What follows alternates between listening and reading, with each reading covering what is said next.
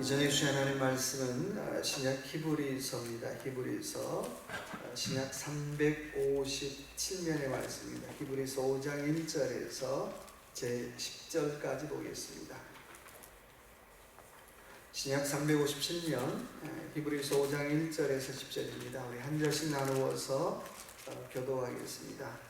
대제사장마다 사람 가운데서 택한 자이므로 하나님께 속한 일에 사람을 위하여 예물과 속지 않은 제물을 드리게 하나니, 그가 무식하고 미혹된 자를 연히 용납할 수 있는 것은 자기도 연약에 휩싸여 있습니다. 그러므로 백성을 위하여 속죄 제를 드림과 같이 또한 자신을 위하여도 드리는 것이 마땅하니라. 이 존귀는 아무도 스스로 취하지 못하고 오직 아론과 같이 하나님의 부르심을 받은 자라야 할 것이니라. 또한 이와 같이 그리스도께서 대제사장 되심도 스스로 영광을 취하심이 아니요 오직 말씀하신 이가 그에게 이르시되 너는 내 아들이니 내가 오늘 너를 낳았다 하셨고, 또한 이와 같이 다른 데서 말씀하시되 내가 영원히 멜기세덱의 반차를 따르는 제사장이라 하셨으니, 그는 육체에 계실 때에 자기를 죽음에서 능히 구원하실 이에게 심한 통곡과 눈물로 간구와 소원을 올렸고 그의 경건하심으로 말미암아 들으심을 얻었느니라. 그가 아들이면서도 받으신 고난으로 순종함을 배워서 온전하게 되셨은즉 자기에게 순종하는 모든 자에게 영원한 구원의 근원이 되시고 하나님께 멜기세덱의 반차를 따른 대제사장이라 칭하심을 받으셨느니라. 아멘. 지금 저와 여러분이 사순절, 또 다음 주에는 우리 고난주간을 보낼 텐데요. 사순절 하면 특별히 우리는 예수 그리스도의 고난에 대해서 묵상하는 시간입니다. 그래서 다른 때도 물론 많이 알아야겠지만 이때만큼은 좀 내가 예수를 알아가고, 또 특별히 예수 그리스도의 고난의 의미를 알아가고, 또 내 인생을 향한 예수 그리스도께서 어떤 분인가를 알아가는 시간으로 우리 이 시간들을 보내야 할 줄로 믿습니다. 히브리서 제5장의 말씀은 대제사장보다 뛰어난 예수 그리스도를 오늘 우리에게 소개하고 있어요. 대제사장이란 얘기는 뭐예요? 제사장 중에 가장 우두머리죠. 그래서 정말 아론, 정말 존경받는 분인데 이스라엘 중에 가장 존경받는 그분보다 더 뛰어난 분이 바로 예수 그리스도임을 오늘 우리에게 소개하고 있습니다.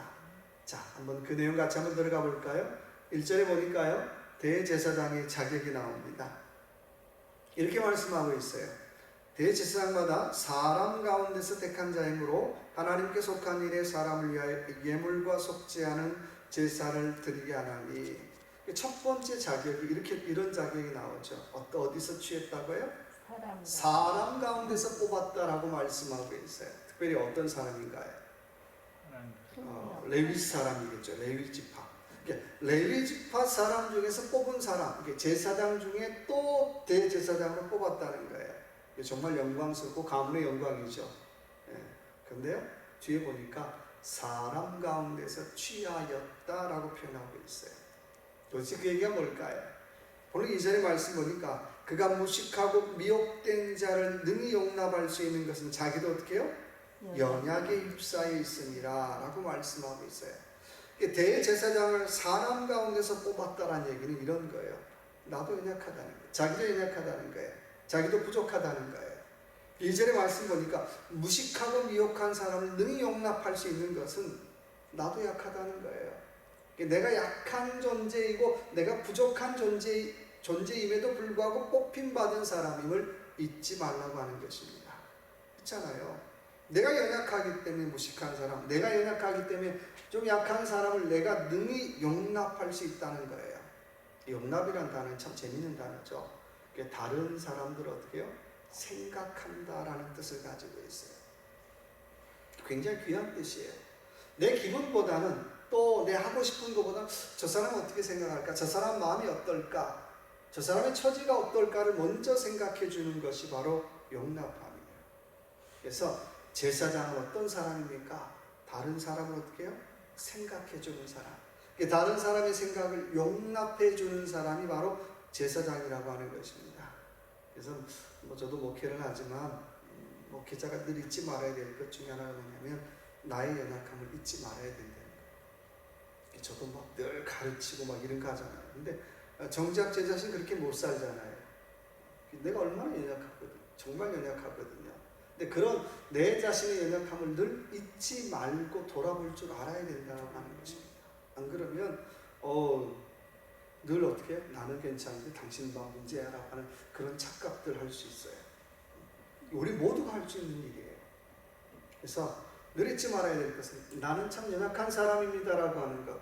나 연약한 사람인데 하나님의 일을 위해서 하나님께서 뽑아주셨습니다라고 하는 그 믿음의 고백을 우리는 잊지 말아야 한다라고 하는 것입니다. 그렇잖아요. 시장 어떤 사람인가요? 늘 얘기하는 것처럼 시장은 누구를 위해 일하는 사람이에요? 시민을 위해서 일하는 사람.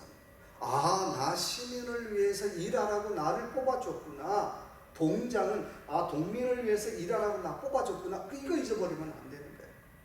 근데 이거 잊어버리면 일하라고 뽑아줬는데 어떻게 해요? 어느 날부터 나는 그래도 시장이니까 막 힘주고 다녀요. 나 동장이니까 힘주고 다니는 거예요.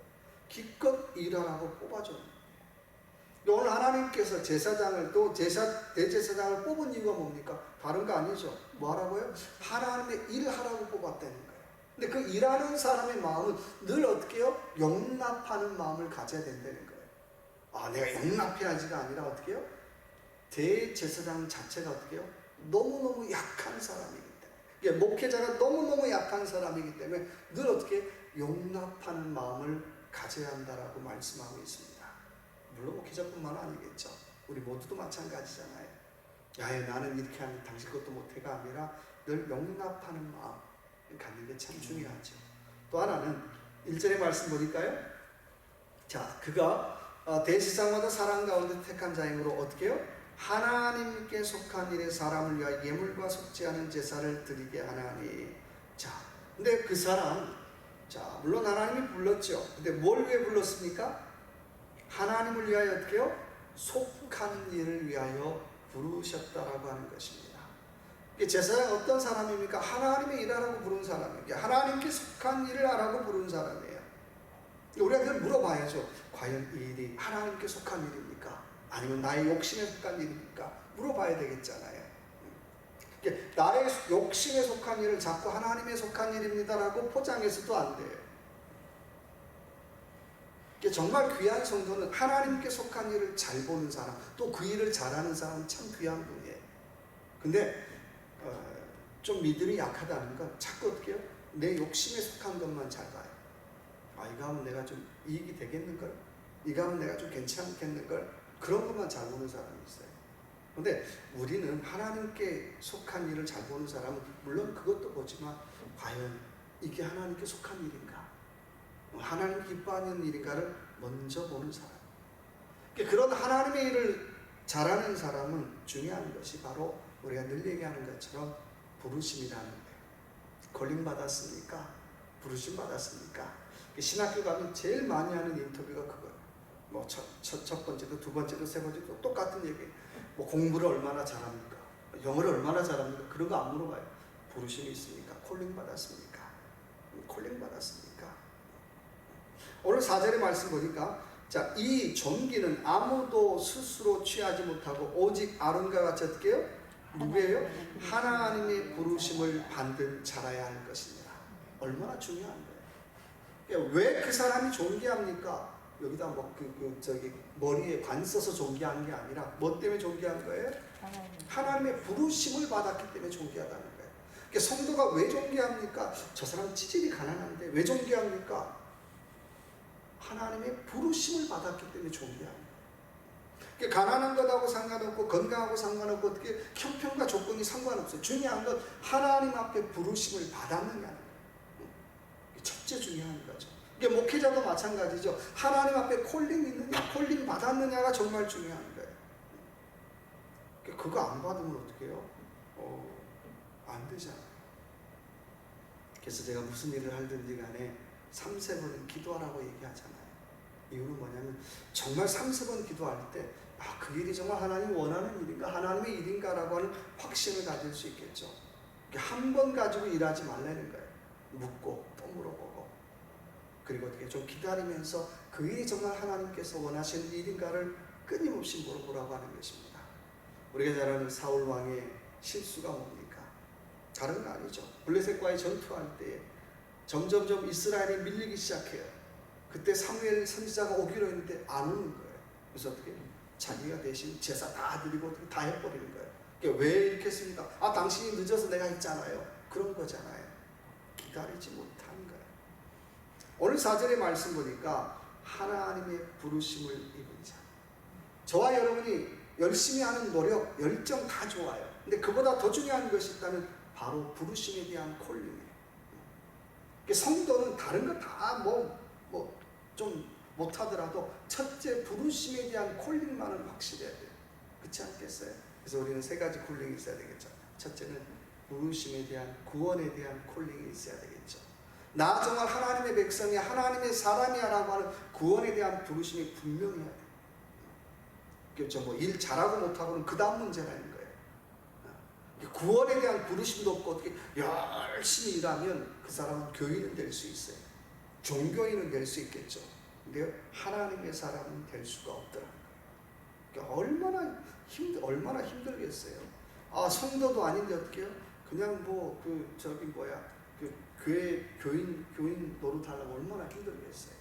첫째는 내가 하나님의 성도로서 하나님의 자녀로서 분명한 구원의 콜링이 있는가라는 질문 해보시면 좋을 것 같고요. 두 번째는 내가 하나님께서 나를 부르심에 대한 콜링이 있다면 하나님께서 도대체 나에게 어떤 사명을 주셨는가에 대한 사명의 콜링이 두 번째 있어요.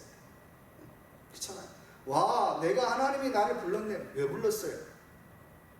이유가 있을 거 아니에요. 하나님의 오늘 말씀 보니까 하나님을 위하여 속한 일을 하기 위해서 나를 불렀다라고 얘기하잖아요. 그러니까 구원에 대한 콜링이 확실하면 두 번째는 사명에 대한 콜링이 확실해요. 다른 건 잘 모르겠고요. 네, 사명 이겁니다. 비가 오나 눈이 오나 어떻게 그 사람은 누가 보든 안 보든 어떻게 자기 사명일 하는 거예요.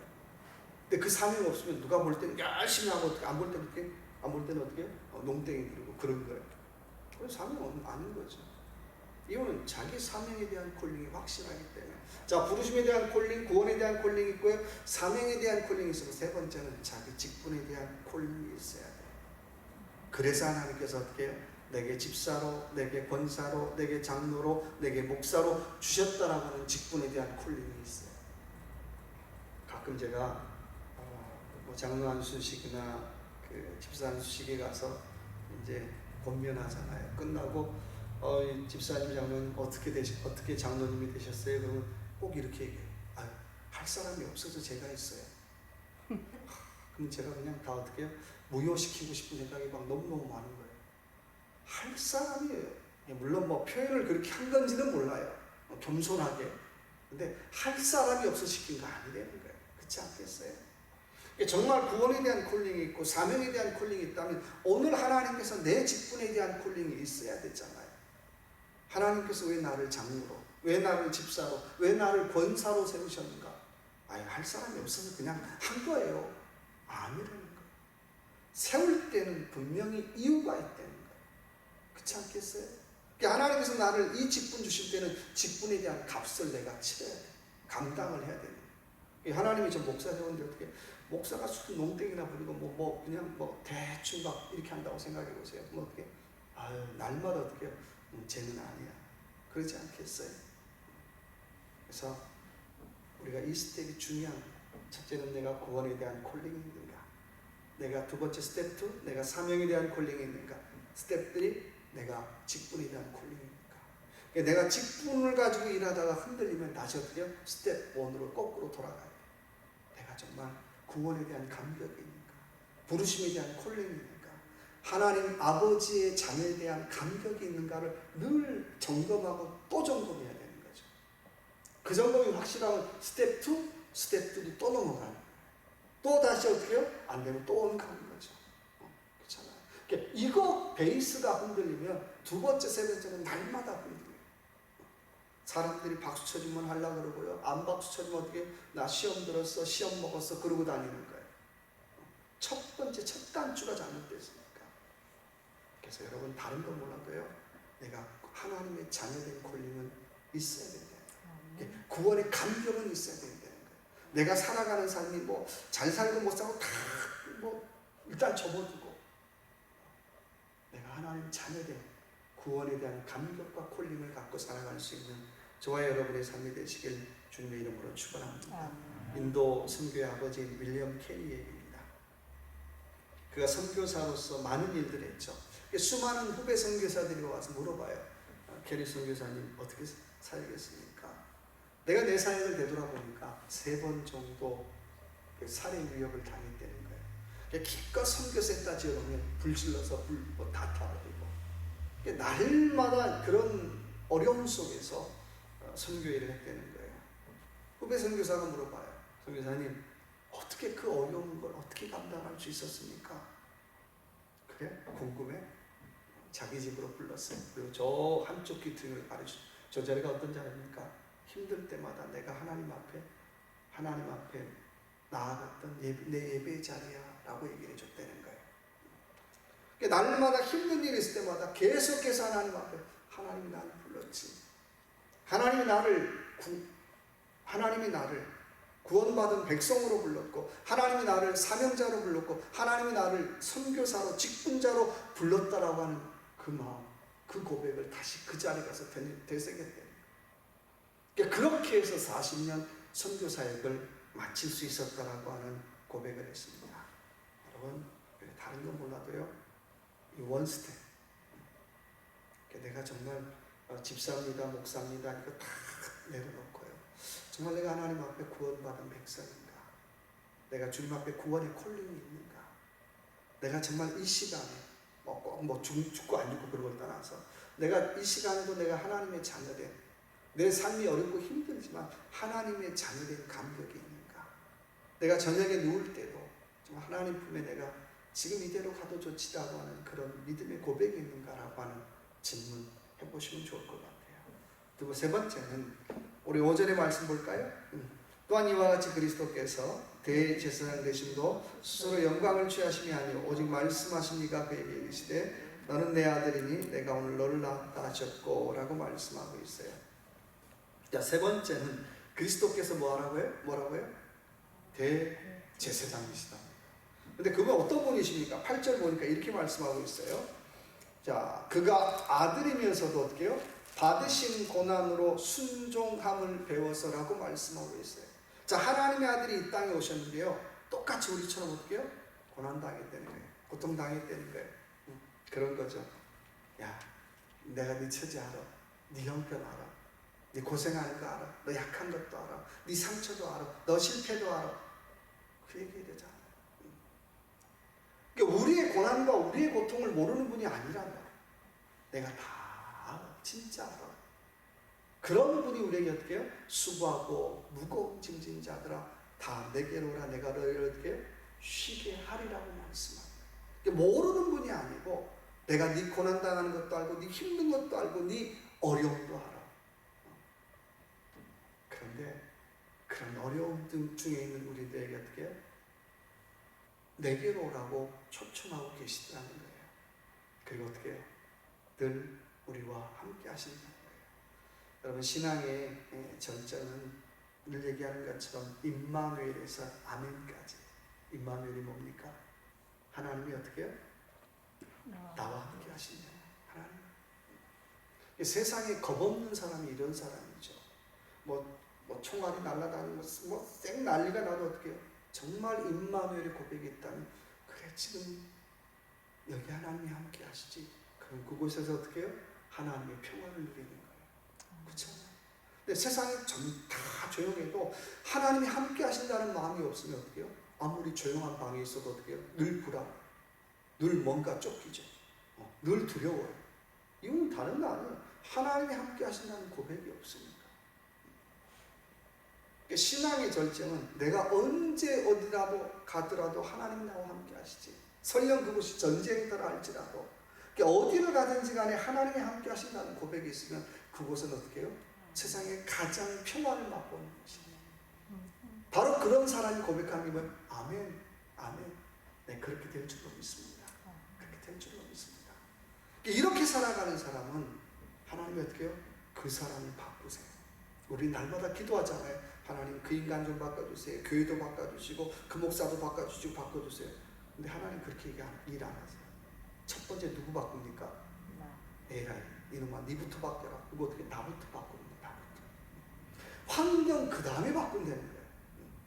나의 태도, 나의 삶, 나의 자세를 어떻게 늘 먼저 바꾸세요.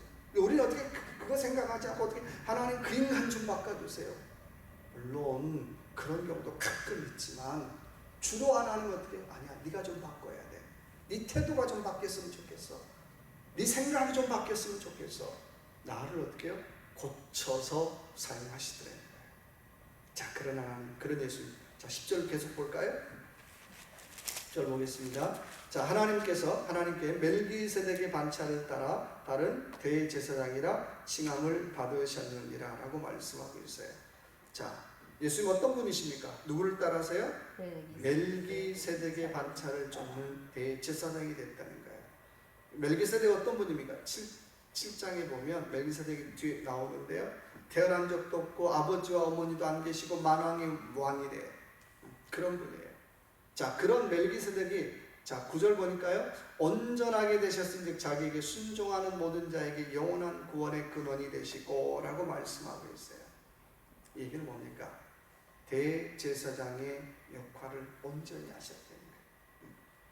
그리고 어떻게 해요? 모든 순종하는 자에게 구원의 근원이 되셨다라고 하는 겁니다. 여러분 믿음이 뭘까요? 믿음은 순종. 아, 말 같지 않은데요. 아, 내 생각이 아닌 것 같은데. 그럼 안 되는 거예요. 여러분 우리가 요한복음에 나오는 가나 혼인 2장에 나오는 가나 혼인잔치의 비유를 여러분 기억하시죠? 자, 포도주가 떨어졌어요. 그때 예수의 어머니가 누구한테 부탁합니까? 예수님을 부탁하죠. 예수님 어떻게? 갑자기 나는 데 없이 어떻게? 저 그 항아리에다가 물을 가득 채우십시오. 그리고 떠서 갖다 주십시오. 말 같지 않는 얘기잖아요. 그렇죠? 옆집에서 포도주를 빌려서 갖다 주십시오. 이건 정상적인 대답이에요. 근데 예수님 상식밖에 얘기를 하잖아요. 근데 놀라운 것은 그 일을 당했던 종들이 어떻게 해요? 물을 떠서 그대로 갖다 줘요. 그 일이 어떻게 해요? 손발 씻는 꾸정물이잖아요. 좀 지저분한 물이 깨끗한 물 아니잖아요. 근데도 어떻게 해요? 갖다 줄 때 역사는 일어나더라는 거예요. 믿음의 역사는 바로 순종에서 시작되는 거예요. 근데 언제까지 해야 됩니까? 갖다 주는 데까지 가야 되는 거예요. 나 순종했습니다. 가다가 중간에 어떻게 해요? 내가 미쳤어. 이거 갖다 주다가 어떻게 해요? 똥물 또 왔다가 한 대 맞을 것 같아서 어떻게 해요? 버려버리면 아무런 일도 일어나지 않아요. 예수님이 시킨 대로 끝까지 갖다 줄 때 역사는 일어나더라고 하는 것입니다. 여러분 우리의 신앙도 마찬가지죠. 얼마나 해보셨습니까? 끝까지 해보셨나요? 며칠 하다가 안 되고 그냥 덥죠. 며칠 기도해서 안 돼. 끝까지 해보셨나는 거예요. 제 목회 모토가 있다면 요거죠. 끝까지. 예수님은 끝까지 하셨어요. 십자가가 끝이잖아요. 근데 또 끝까지 하신 분이 누굽니까? 바울도 끝까지 했어요. 예수의 제자들 보면 중간에 뭐 도망가고 뭐 그런 분도 있지만 아무튼 간에 보면 어떻게 끝까지 하신 분이에요. 끝까지 하신 분이에요. 신앙생활 어떻게 하는 게 잘하는 겁니까? 끝까지 하는 게 잘하는 거예요. 내가 며칠 하다가 안 되겠어 저거. 내가 며칠 섬기다가 봤지. 내가 이 정도 섬겼는데 안 변하잖아. 덮으면 어떻게 해요? 그걸로 땡긴 거예요. 뭐든지 끝까지 해보는 거예요. 끝까지. 오기로 하는 게 많은 거예요. 오기로 하는 거 말고 내가 오기로 한번 해본다가 아니고 순종은 신앙은 순종으로 시작해서 끝까지 한번 해보는 거예요. 끝까지 할 때 어떻게 해요? 역사는 일어나더라는 것입니다. 여러분 얼마큼 기도하셨습니까? 얼마큼 섬기셨습니까? 조금 더 끝까지 한번 해보시기 바랍니다. 마지막 5번째는 우리 12절 한번 볼까요? 읽지 않았지만요. 때가 오래되었으므로 너희가 마땅히 선생이 되었을 터인데 너희가 다시 하나님의 말씀이 초보에 대하여 누구에게 가르침을 받아야 할 처지이니 단단한 음식은 못 먹고 젖이나 먹어야 할 자가 되었도다. 14절에 보니까 단단한 음식은 장성한 자의 것이니 그들은 지각을 사용함으로 연단을 받아 선악을 분별하는 자들이니라. 자, 마지막 5번째로 어떻게 해요? 어떻게 해요? 좀 단단한 음식을 먹는 장성한 사람이 되라는 거예요. 여러분 우리의 믿음의 연수가 얼마큼 되었나요? 오늘 12절에 보니까 너희가 선생이 되었다라고 표현하고 있어요. 말은 선생이에요. 진짜 선생이 아니라는 거예요. 오늘 단단한 식물을 먹는다는 게 좀 이런 거죠. 우리의 삶이, 또 많은 크리스찬의 삶이 영적으로 어떻게 해요? 어린아이들, 초보래, 초보. 교회 와서 제일 많이 바라는 건 우쭈쭈, 우쭈쭈쭈쭈. 잘했어요, 우쭈쭈쭈. 조금만 어떻게 해요? 힘들면 우쭈쭈 잘했어요. 저는 우쭈쭈 많이 해드리는데 결코 신앙은 잘하지 않아요. 결코 잘하지 않아요. 10년이 아니라 100년이 돼도 잘하지 않아요. 내 신앙의 꼬리표는 어떻게 해요? 우쭈쭈 집사, 우쭈쭈 권사, 우쭈쭈 장로, 우쭈쭈 목사, 이걸로 그냥 끝나요. 조금만 어려운 일 있으면 나 자빠졌어, 나 시험 들었어, 나 교회 다른 데 갈 거야. 우쭈쭈밖에 안 되는 거야. 우쭈쭈밖에. 한 번도 어떻게 해요? 오늘 말씀 보니까 영적으로 어떻게 해요? 좀 단단한 장성한 분량까지 가지 못하더라는 거예요. 단단한 식물을 먹는다는 건 이런 거죠. 좀 어떻게 해요? 단단한 어린아이한테 그 이유식이라는 게 그렇지 않아요. 부드러운 거 먹다가 갑자기 거기다가 뭐 밥도 섞어주고 좀 거친 음식이잖아요. 우리의 신앙이 성장할 때는 딱 하나예요. 내 신앙의 삶이 어떻게 해요? 어려움이 있을 때, 고난이 있을 때, 좀 거침이 있을 때, 힘들 때, 그때 신앙은 자라요. 늘 편하고 늘 좋고 늘 많은 사용도 신앙은 절대 자라지 않아요. 내가 영적으로 장성해진다라고 하는 건 이런 거죠. 내가 좀 힘들어도 어떻게 해요? 좀 거친 음식을 먹는 거예요. 거친 환경도 어떻게 해요? 내가 접해보는 거예요. 누가 알아주건 알아주지 않을까. 그렇잖아요. 그래서 내가 최소한 내가 신앙생활하면서 다른 사람 보기에 내가 우쭈쭈 요 타이틀은 내가 떼어야지. 그게 내가 장성한 거잖아요. 목사가 탁 어딜 다니면서 늘 나 좀 알아줘, 우쭈쭈 목사. 안 알아주면 어떻게 해요? 막 시험 먹었다 그러고, 그리고 어떻게 나를 몰라줘 그러고 흥분하고. 그건 건강한 거 아니잖아요. 이게 신앙이 아닌 건 아니지만, 그래서 우리의 신앙생활 정말 내가 영적으로 본다면 내가 어떻게 살아가는가. 내가 10년을 살건 뭐 20년을 신앙생활하건 내가 너무 우쭈쭈로 내가 그렇게 신앙생활한 건 아니지. 그렇잖아요. 제가 여러 군데 여러 교회를 다녀보면 참 우쭈쭈들이 많아요. 다 똑같아요. 어떻게? 나만 좀 알아줘. 나만 좀 인정해줘. 알아는 드릴 수 있는데 그러면 결코 내 신앙을 어떻게 해요? 그리스도의 장성한 분량으로 자라지 않더라고요. 내 생각이 자라지 않아요. 내 느낌이 자라지 않고요. 내 신앙의 철학들이 연결지 못해요. 늘 어린아이 같은 마음, 늘 어린아이 같은 자세, 늘 어떻게 해요? 초보. 이걸 어떻게 해요? 반복하기를 어떻게 해요? 10년, 20년, 30년 어떻게 계속 반복하죠. 한 걸음도 앞으로 나가지 못합니다. 여러분, 작년하고 올해하고 우리의 생각이 얼마나 성숙했는가를 한번 되돌아보시면 좋을 것 같아요. 과연 내 생각의 폭이 얼마나 더 넓어졌을까? 내 느낌의 폭이 얼마나 더 넓어졌을까? 내가 다른 사람들 보는 시선이 내가 얼마나 더 넓어졌는가 한번 보시면 돼요. 그럼 목사님 당신은 넓어졌습니까? 저도 잘 안 넓어지죠. 저도. 근데 어떻게 해요? 늘 물어보려고 해요. 얼마나 넓어졌을까? 내 생각이. 교인들 향한 내 시선이 얼마나 넓어졌을까? 또 주변에 있는 사람들 향한 내 시선이 얼마나 넓어졌을까? 작년에도 부정적, 올해도 부정적, 그전년에도 부정적 늘 하면요. 내 생각은 늘지 않아요. 내 신앙은 늘 여전히 제자리거든요. 그래서 원하기는 저와 여러분의 신앙이 정말 우쭈쭈 신앙이 아니라 정말 제자리 걸음이 아니라 주님 올해는 내가 한 걸음 나아가 보기를 원합니다. 거칠고 단단한 환경, 거칠고 단단한 일들, 거칠고 단단한 사람들, 거칠고 단단한 조건들 내가 감당해 보기를 원합니다. 그게 누구 때문이 아닌 거예요. 그래서 내가 올해는 한번 그 어려운 일들 한번 싹 지나가 봄으로 내 신앙이 자라기를 원합니다. 그래서 작년보다는 내가 반걸음 더 나가고 또 내년에는 또 반걸음 더 나갈 수 있는, 그래서 해년마다 우리의 신앙이 자라고 성장할 수 있는 그런 저와 여러분의 귀한 이 사순절이 되시길 주님의 이름으로 축원합니다. 같이 한번 기도합시다. 기도할 때 하나님